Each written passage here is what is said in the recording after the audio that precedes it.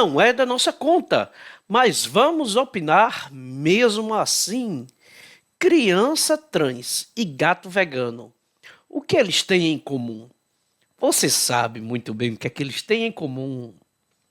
Olha só, gente, o Não É da Nossa Conta está voltando agora numa nova fase, pegando também agora YouTube. Antigamente éramos só um podcast raiz, daquele que você só tinha áudio e acompanhava em agregadores de podcast.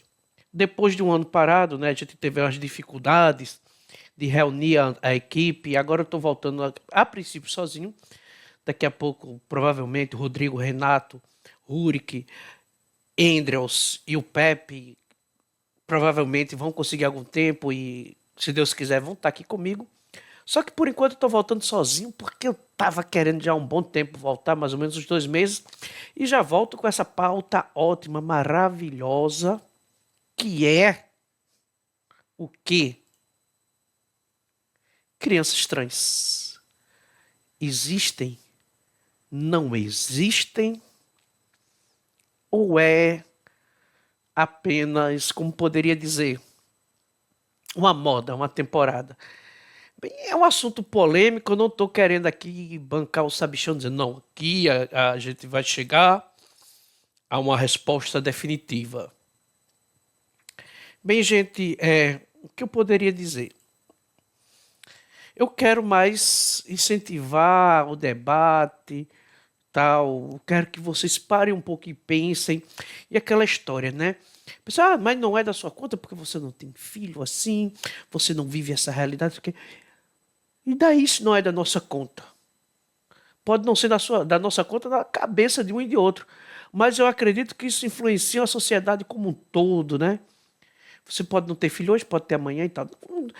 Não quero complicar, porque eu sei que o vídeo vai ser grande, o episódio vai ser grande, então vamos rapidinho aqui tratar do assunto. Algumas semanas atrás teve a parada gay de São Paulo, tal, teve mais uma vez aquela ala, sessão sei lá o que, de crianças trans e tal, e mais uma vez gerou uma certa polêmica, e eu não posso ficar calado, eu vou dar aqui minha opinião sobre o assunto. Só que antes de entrar aqui com não apenas minha opinião, mas a indagação, eu gostaria de trazer aqui algumas coisas, alguns Twitter, não sei, lá, mensagens que eu encontrei no X. O primeiro foi deste jovem aqui, esse senhor, Rob Starbuck, né? Ele fez um Twitter, fez uma mensagem, um post. Tem que se decidir qual é o nome disso.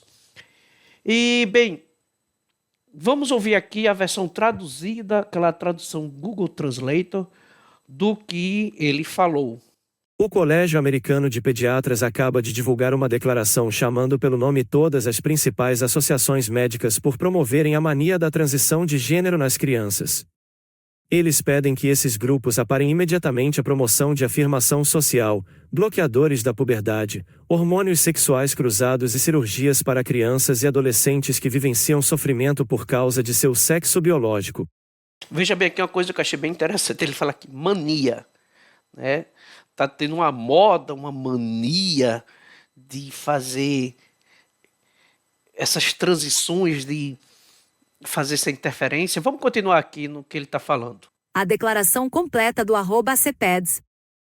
Portanto, dadas as pesquisas recentes e as revelações da abordagem prejudicial defendida pela VAT e seus seguidores nos Estados Unidos, nós, os abaixo-assinados, apelamos às organizações profissionais médicas dos Estados Unidos, incluindo a Academia Americana de Pediatria, a Sociedade Endócrina, a Sociedade Endócrina Pediátrica, a Associação Médica Americana, a Associação Americana de Psicologia e a Academia Americana de Psiquiatria Infantil e Adolescente a seguirem a ciência e os seus colegas profissionais europeus e parar imediatamente a promoção da afirmação social, bloqueadores da puberdade. Olha só, gente, vou deixar os links aqui na descrição do episódio. E uma coisa que ela fala, que ele fala de interessante, é seguir a ciência, né? Eu não sei aí, mas aqui no Brasil tem essa moda, né, de... O pessoal não entende o que é ciência, acha que ciência é uma imposição. Não é uma pesquisa, não desenvolve, não evolui. Eu gostei aqui do termo ciência. Vamos continuar aqui. Hormonas sexuais cruzadas e cirurgias para crianças e adolescentes que sofrem de sofrimento devido ao seu sexo biológico. Em vez disso, estas organizações deveriam recomendar avaliações e terapias abrangentes destinadas a identificar e abordar as comorbilidades psicológicas subjacentes e a neurodiversidade que muitas vezes predispõem e acompanham a disforia de gênero. Disforia de gênero. Disforia de gênero. Dá uma pesquisada no Google sobre o que é disforia de gênero, tá certo? CID-10F64.0, se não me engano, ou é só F64. Mas em todo caso, dá uma olhadinha no Google, dá?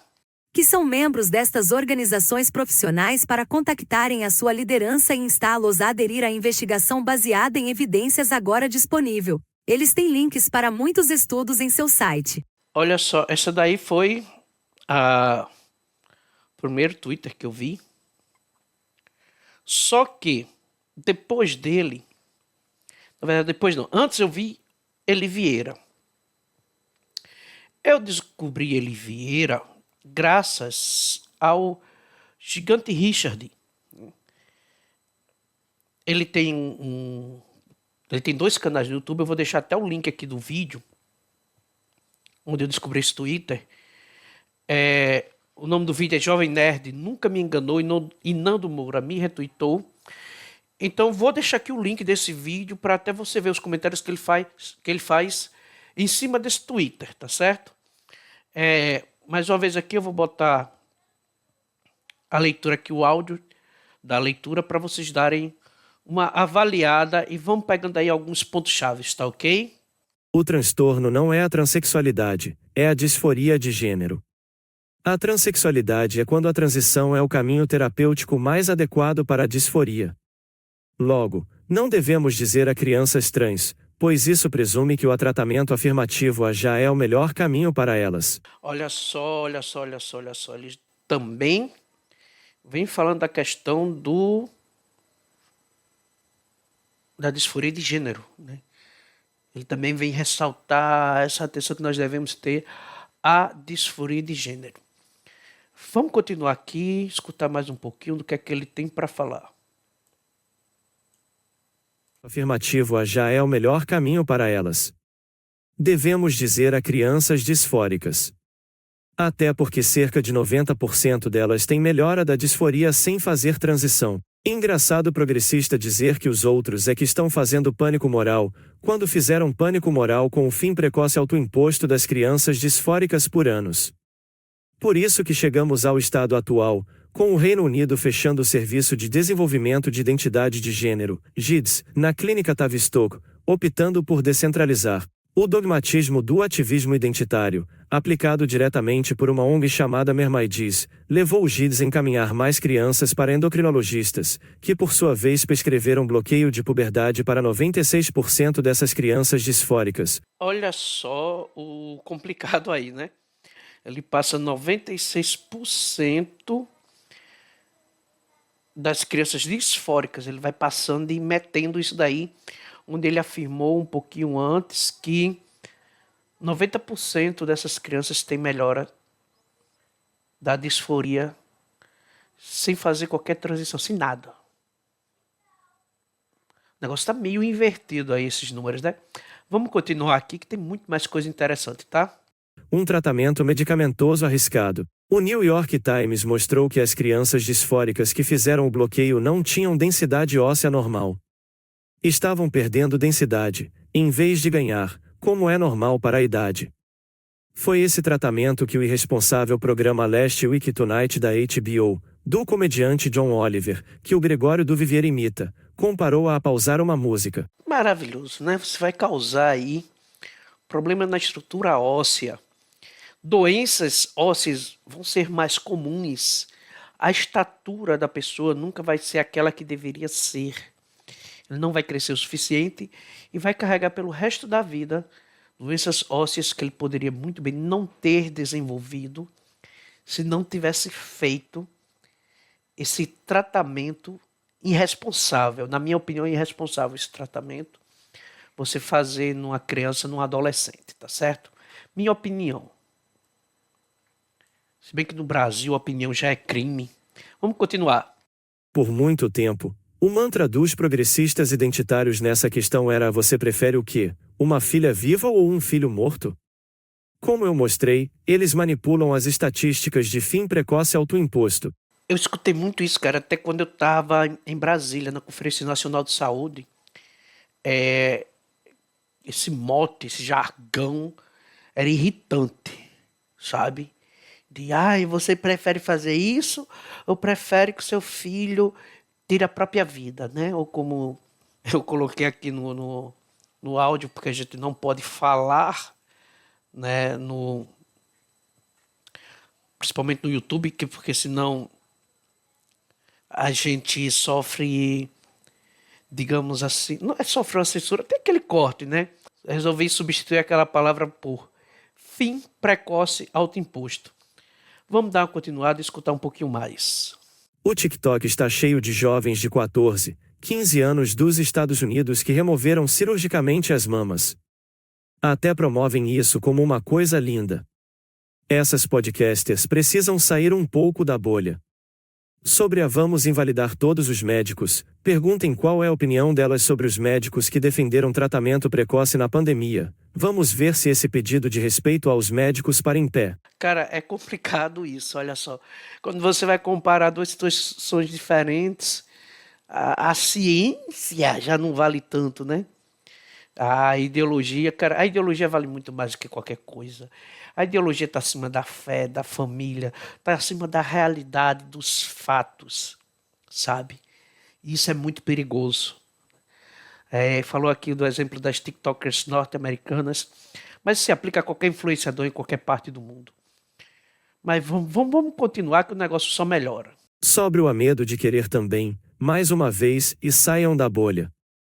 Há escolas nos Estados Unidos com explosão de supostos trans, a maioria meninas, contra o padrão mais comum histórico de mais pessoas do sexo masculino com disforia. Isso é uma evidência de contágio social, gostem ou não. Eu ri quando uma delas disse que a disforia pode surgir a qualquer idade, dos 4 aos 60 anos. Está faltando uma palavra no vocabulário dela, e autoginefilia. Dá uma olhada aí na internet, no Google, sobre esse nome. Autoginefilia. Tá difícil de escrever, eu vou deixar o link do Twitter original, você dá uma olhada lá, escreve melhor. Vamos aqui para o finalzinho da mensagem dele. Os tais nerds deixaram sua identidade cultural ser colonizada por uma ideologia radical, o identitarismo. É por isso que tantos ainda insistem que Ghostbusters de 2016 foi ótimo. Na verdade, ele falou Ghostbusters, né? Porque como a leitura está em português e a palavra está em inglês, ficou meio estranho. Ghostbusters de 2016, Caça-Fantasmas de 2016. Que She-Hulk é entretenimento de alta qualidade, e xingam todos os que discordam de fóbicos e istas. Os verdadeiros nerds, aqueles que tinham outros interesses além de cultura pop, hoje são xingados de nerdolas por essas pessoas. Olha só, né, pessoal, para esse começo aí, nesse começo a gente tem essa questão aí esses dois twitters. Não é gente que tirou do bolso essas ideias, tá? Eles realmente tiveram alguns embasamentos, temos aí os links, né, mostrando de onde é que eles tiraram tudo isso. Então, cara, não é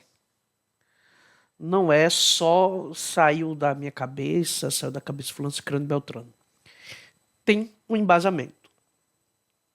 Mas antes de continuar, eu espero que vocês estejam amando esses áudios de leituras aí artificiais por programas, bots e tal. Eu não estou lendo porque quem me acompanha no podcast sabe que eu não aguento falar muito tempo, né? É problema respiratório. Mas vamos lá para algumas coisinhas que eu andei pesquisando, certo? E um resumo, isso daqui já é um resumo, assim, do que eu pesquisei. Vamos dar uma olhada aí, vamos falar um pouco sobre o desenvolvimento cerebral. Isso daqui é falando sobre o desenvolvimento cerebral, que vai se encerrar, a maturidade do cérebro ela é alcançada por volta dos 25 anos. Maturidade cerebral é alcançada por volta dos 25 anos. Vamos começar a primeira etapa aqui, né, da primeira infância, a infância de 0 a 5 anos de idade. Durante os primeiros 5 anos de vida, o cérebro humano passa por um crescimento extraordinário. Ao nascer, ele é apenas um quarto do tamanho de um cérebro adulto, mas aos 3 anos, já atinge cerca de 80% desse tamanho, e aos 6 anos, chega a aproximadamente 90%. Olha só, nos primeiros anos de vida, já chega perto dos 90%. E veja bem, a gente vai dar uma analisada aqui da velocidade de crescimento cerebral, de conexões que os neurônios vão fazer, da capacidade de aprendizado, a velocidade com que fica impregnada na criança tudo aquilo que é ensinado nesses primeiros anos. Preste atenção aí que eu quero que vocês se indaguem, tá certo? Esse rápido desenvolvimento é impulsionado pela sinaptogênese, um processo no qual milhões de novas conexões entre os neuronídeos são formadas a cada segundo. Essa plasticidade neural permite ao cérebro infantil se adaptar rapidamente ao ambiente e às experiências. Durante esses anos, habilidades cruciais como fala e linguagem se desenvolvem rapidamente. Os bebês começam reconhecendo sons logo após o nascimento, balbuciam por volta dos 6 meses e começam a formar frases simples até completarem 3 anos. Além disso, habilidades cognitivas como percepção, atenção, memória e curiosidade são fundamentais, ajudando as crianças a explorar e aprender sobre o mundo ao seu redor. Olha só, isso daqui que ele está falando, né? O que é que a gente vai ter?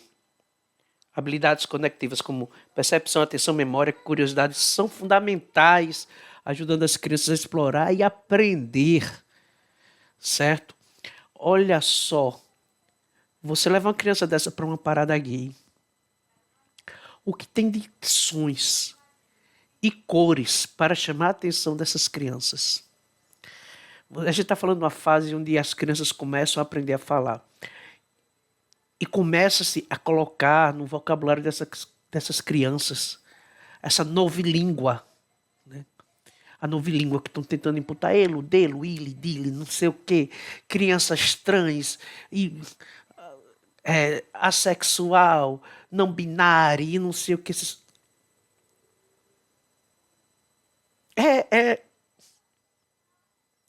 Tá pensando? Você está começando a tirar conclusões? Eu espero que sim, tá? O ambiente desempenha um papel crucial nesse processo, com estímulos visuais, auditivos e táteis promovendo um desenvolvimento saudável. A interação com cuidadores também é essencial para um apego seguro e para o desenvolvimento emocional e social.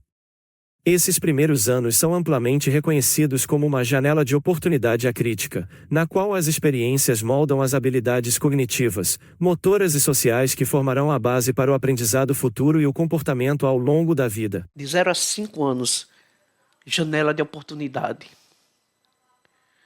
Janela de oportunidade. Sabe, o que é que eu começo a pensar assim? Minha opinião, não estou dizendo que eu estou certo, né? Quer dizer, na minha cabeça, se é minha opinião, então eu acredito que eu estou certo. Mas eu não estou querendo dizer que isso é lei, né? Pode ser que eu esteja errado, mas sinceramente, sabe o que é que está me parecendo? Que esse movimento ideológico tá mais para uma fábrica de crianças trans do que identificação de crianças trans. Bem, é minha opinião, tá? Vamos continuar aqui, tá? Eu acho que eu tô gerando provas. Dos 6 aos 12 anos. A infância tardia, aquele final da infância, e vamos emendar com a pré-adolescência, tá certo? Vamos lá para as maravilhas do que a ciência tem a nos ensinar, tá certo? Só lembrando que o que está aqui resumido nesses textos, isso aqui é biologia. As minhas conclusões são opiniões, mas o que o texto está aqui, está escrito, está sendo lido para vocês, é biologia, tá? Durante a infância tardia e a pré-adolescência, o cérebro continua a se desenvolver significativamente, consolidando e refinando as conexões neurais estabelecidas na primeira infância. Um processo crucial nesse período é a poda sináptica, onde sinapses menos utilizadas são eliminadas, enquanto as mais ativas são fortalecidas, aumentando a eficiência do processamento cerebral. O cérebro está se especializando, praticamente é isso, né?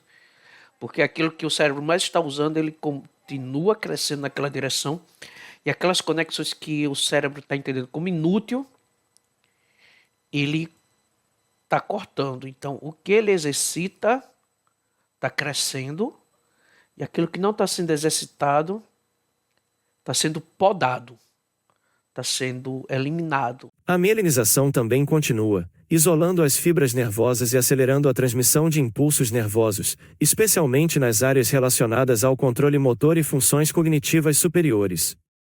No aspecto do desenvolvimento, habilidades como linguagem se expandem significativamente, com crianças adquirindo vocabulário extenso e refinando a gramática e sintaxe. Lembrando que a gente reconhece várias tribos de adolescentes, digamos assim, né?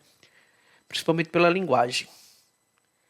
E quando você quer impor uma cultura sobre um povo, a primeira coisa que você tem que quebrar é a barreira da linguagem. A linguagem, ela é fundamental para a construção cultural. Tá ok? E aqui a gente está falando do quê? De linguagem. Esse trecho aí, mais uma vez, fala das habilidades de linguagem que se expandem, né? Novilíngua. A memória também evolui, melhorando tanto a memória de trabalho, essencial para tarefas do dia a dia, quanto a de longo prazo, facilitando o aprendizado contínuo e a retenção de informações. Um ambiente de apoio, tanto em casa quanto na escola, desempenha um papel fundamental nesse processo, oferecendo estímulo intelectual, suporte emocional e oportunidades de aprendizado que fortalecem o desenvolvimento global das crianças. Olha só algo interessante sobre esse ambiente de apoio, né? Ele oferece o quê? Oferecendo estímulo intelectual, suporte emocional, oportunidade de aprendizado. Tudo isso para o desenvolvimento da criança. Tá. Onde a gente está conseguindo evoluir o questionamento, a gente está conseguindo raciocínio crítico, eu espero que sim, né? Eu espero que estejamos seguindo nessa direção. Esses anos são essenciais para prepará-las não apenas para os desafios acadêmicos, mas também para a vida social e emocional durante a adolescência e a idade adulta. Olha só como é que a gente conclui esse raciocínio, né? Anos essenciais, tanto para os desafios acadêmicos, né, para a escola, para o estudo, a vida social como um todo, nessa questão de ideologias que elas são levadas pela sociedade, né? A parte emocional, que é fundamental, e vai ficar mais crítico essa parte emocional. A base vai ser aqui. E onde é que a gente está fazendo essa base? Onde é que a gente está construindo esse alicerce? Será que a gente está construindo um alicerce na areia e o nosso prédiozinho pode desmoronar a qualquer momento? É complicado, né? Então vamos agora para a parte da adolescência. Essa fase dos 13 aos 19 anos, onde a gente tem um efeito maior da puberdade. Vamos dar uma olhadinha aqui no que é que está acontecendo com o cérebro nessa fase especial da vida. Durante a adolescência, o cérebro continua a passar por mudanças significativas, com destaque para o desenvolvimento do córtex pré-frontal, essencial para funções executivas como tomada de decisão, planejamento e controle de impulsos. Adolescente, né? A gente sabe que o adolescente ele está passando por uma fase, ele ainda não tem essa questão lá de boas tomadas de decisões, planejamento e controle de impulsos. Aqui começa um desenvolvimento mais acelerado do córtex pré-frontal, que é essencial para essas coisas. Vamos continuar. Vamos deixar a ciência falar. Embora outras áreas cerebrais já tenham atingido maturidade, o córtex pré-frontal ainda está em processo de maturação. Esse período é caracterizado pela sinaptogênese continuada, embora em ritmo mais lento que na infância, e pela intensificação da poda sináptica, que elimina conexões menos usadas para aumentar a eficiência cerebral. A mielinização também continua, beneficiando áreas relacionadas ao controle motor e funções cognitivas superiores. As funções executivas se refinam, permitindo melhor avaliação de riscos, resolução de problemas complexos e desenvolvimento de habilidades como planejamento e gestão emocional. Então vamos lá, né? Na adolescência, onde ele começa a enfrentar de uma maneira melhor, né, que ele deveria pelo menos começar, porque adolescente fala assim, mas adolescente é rebelde? É. Ele é rebelde porque ele está na fase de aprender. A gente está falando de aprender. Eu não está dizendo que ele já sabe. Ele está aprendendo aí a desenvolver essa questão de resolução de problemas complexos, entender riscos, da gestão emocional e tal. Isso vai ter que ser aprendido na adolescência, é o momento certo de se aprender. E hoje em dia a gente vê que estamos criando uma geraçãozinha de cristal bem complicada, né? Então, para enfrentar depois os problemas... Eu já falei para vocês que eu trabalho no Centro de Atenção Psicossocial. Eu não sei se eu já falei sobre isso, mas vamos continuar.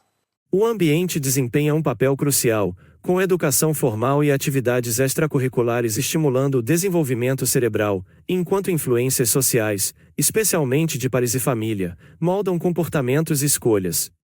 Apesar dos desafios como impulsividade e vulnerabilidades à saúde mental, a adolescência oferece oportunidades para o desenvolvimento de autonomia e identidade, preparando os jovens para uma vida adulta saudável e responsável. O ambiente desempenha um papel crucial.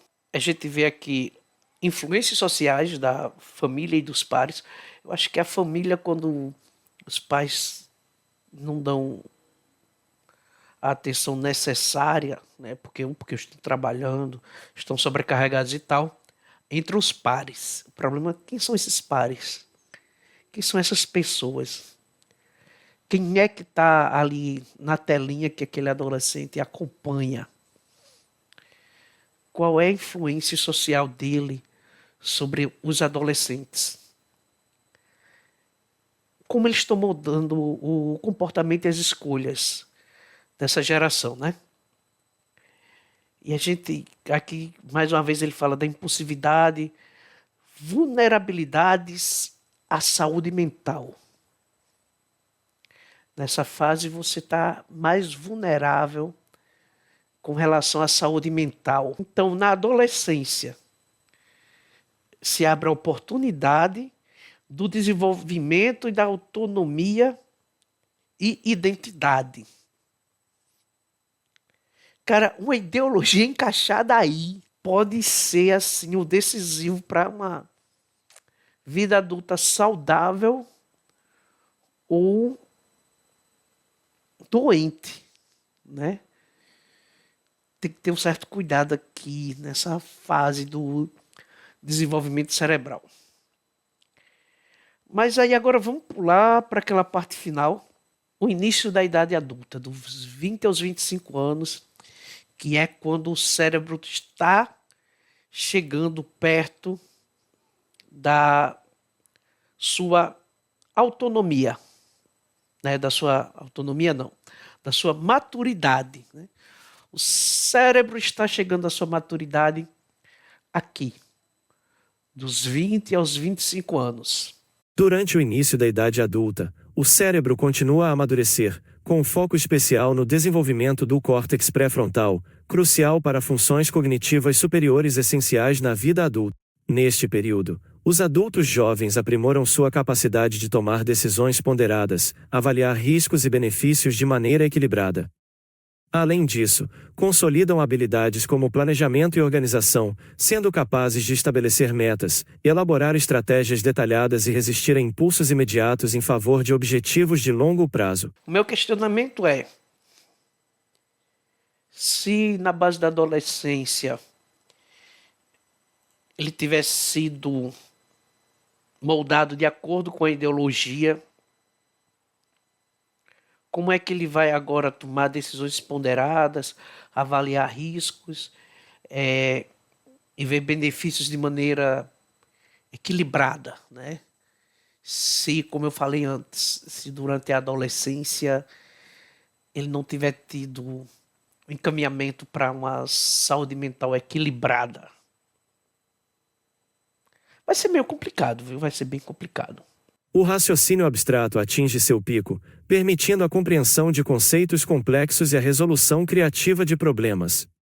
Em termos de controle emocional, os adultos jovens desenvolvem maior habilidade para regular emoções, lidar com o estresse e interagir de forma empática em contextos sociais. O contexto e as experiências desempenham papel fundamental nesse processo e no ambiente de trabalho. Enfrentam desafios que promovem habilidades profissionais e sociais. Na educação superior, são desafiados a expandir conhecimentos e competências, e na vida pessoal, assumem responsabilidades que fortalecem a independência e habilidades interpessoais. Enfrentam desafios como decisões complexas sobre carreira e vida pessoal, buscando equilibrar trabalho e vida pessoal enquanto exploram sua identidade e desenvolvem resiliência. Por volta dos 25 anos, o córtex pré-frontal geralmente completa seu desenvolvimento, proporcionando um cérebro mais eficiente e maduras funções cognitivas superiores, preparando os adultos jovens para enfrentar os desafios e aproveitar as oportunidades da vida adulta com maior competência e confiança. Olha só, né? Essa parte agora foi basicamente para falar do que é que você chega no final, o que é que se espera do cérebro, tá certo? Lembrando que ele vai fazer tudo isso, só que a gente tem que ver como é que ele foi estruturado, tá? Interessante que ele fala aqui sobre córtex pré-frontal, que é essa parte importante de decisões, escolhas, tal, riscos, e ele é o que mais demora ali a começar a amadurecer. Ele é a última parte do cérebro que vai ter o amadurecimento e é o essencial para tomar decisões. Ele é o crucial para tomar decisões, para planejamento, controlar impulsos, a questão de raciocínio abstrato. Ele é fundamental e é o que demora mais a se desenvolver. Tomando essa questão aí, a interferência na adolescência. Cara, é um pouquinho complicado. O que é que eu quero deixar principalmente aqui para todo mundo? É uma avaliação que eu estou fazendo, sim, meu raciocínio, minha linha de pensamento. Quem me acompanha desde a época do podcast, que acompanha o Não é da Nossa Conta, acompanha os nossos colegas e tal, sabe a nossa linha de pensamento, e principalmente a minha, né, já que eu acho que do grupo eu sou o conservador mais fundamentalista de todos, se brincar. Eu costumo brincar que esse negócio de extrema-direita, ultradireita, direita bolsonarista, direita olavista, esse povo para mim é muito moderado, eles são centro-direita, perto de mim. Então, não é novidade para quem me conhece há mais tempo, e agora quem está me conhecendo agora através do YouTube já deve ter mais ou menos a noção de como é minha linha de raciocínio. Se não entendeu ainda, volta lá nos nossos podcasts. E me preocupa bastante o que é que a gente viu aqui. Porque, do ponto de vista científico, do que já se sabe, não de conjecturas ideológicas para fazer mudanças futuras, mas a realidade que a gente tem hoje, é que parece que a questão aqui não é buscar que as pessoas trans tem o direito. Olha só, eu estou falando aqui de crianças, adolescentes. Se você aqui. Eu não vou botar nem acima dos 25, vou botar aqui dos 20 aos 25, que foi essa idade aqui que ele já está dizendo da maturidade e tal. Faz da tua vida o que tu quiser. Bicho, não tem problema. Tá? Não tem problema você se identificar como trans, até como trans. Não há problema. Ah, o adolescente ele está se identificando como isso, aquilo, outro, tal. Não tem problema. A questão é, quando você diz que é trans, você está dizendo que deve haver uma transição. Uma interferência medicamentosa, que a gente já está descobrindo os primeiros riscos biológicos, físicos. Os mentais já existiam, agora ninguém podia falar. Acho que até hoje ninguém está podendo falar desses outros riscos, porque senão só Deus sabe, é preso, processo, sei lá o quê. Entendeu?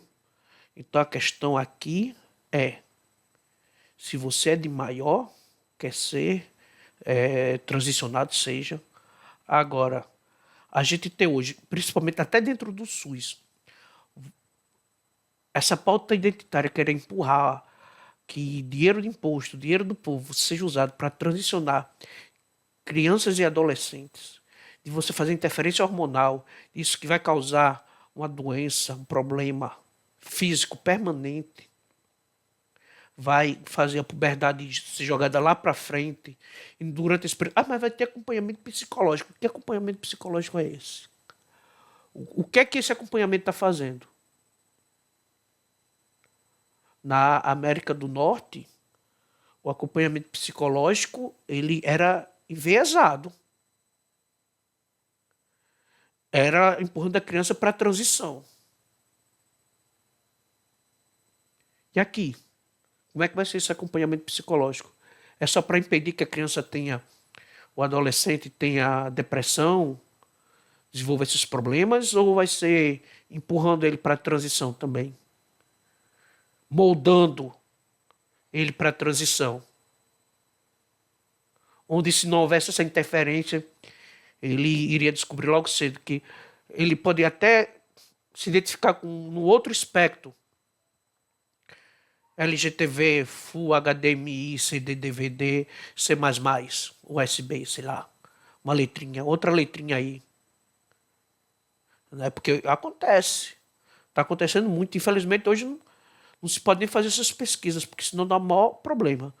Mas já foi encontrado, inclusive no documentário o What is a Woman, né? O que é uma mulher.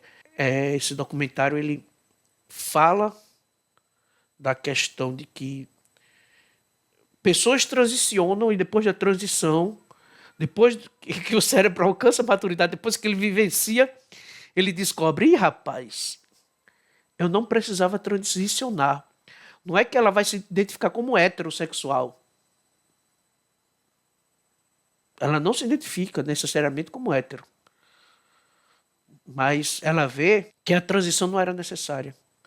Ela não se identificava exatamente com aquilo que estavam querendo que ela se identificasse. Será que essa pauta está realmente, essa pauta identitarista de querer, de empurrar, dessa existência que isso não existe, de crianças trans? O que é que eles querem de verdade? Na minha opinião, eles querem uma fábrica. Bem, gente, vou ficando hoje por aqui. Um grande abraço a todos e até o próximo episódio.